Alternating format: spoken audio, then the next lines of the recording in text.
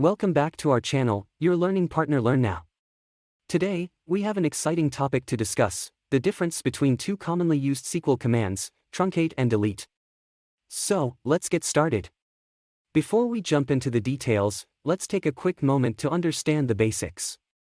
In SQL, both truncate and delete statements are used to remove data from a table.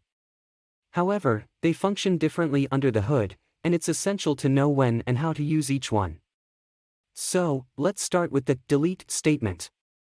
While truncate is designed for bulk deletion, delete provides more flexibility and control over which rows to remove from a table. With the delete statement, you can specify conditions using the where clause to determine precisely which rows to delete. This makes it ideal when you want to selectively remove specific data from your table. Let's have a look at employees table. In department column we are having two rows having same values, HR, in column. Let's delete them. So the query will be delete from employees where department equals HR.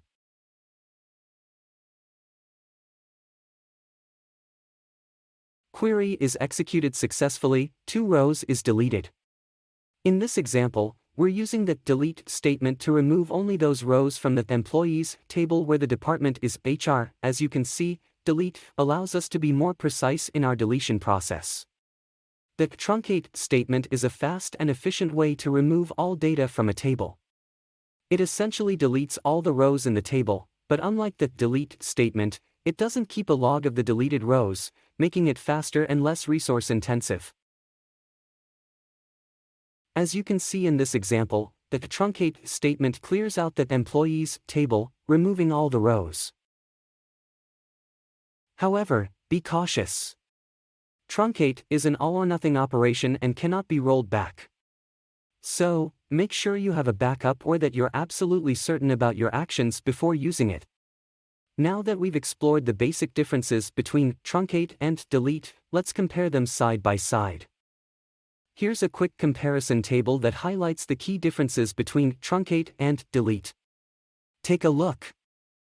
As you can see, truncate is faster and doesn't log individual row deletions, while delete offers more control with the ability to specify conditions. Truncate is a DDL, data definition language, statement, whereas delete is a DML, data manipulation language, statement. So, when should you use truncate, and when should you use delete? Well, it depends on your specific requirements. If you want to remove all data from a table. That's all for today. Thank you for watching, and don't forget to subscribe for more helpful tips and tutorials.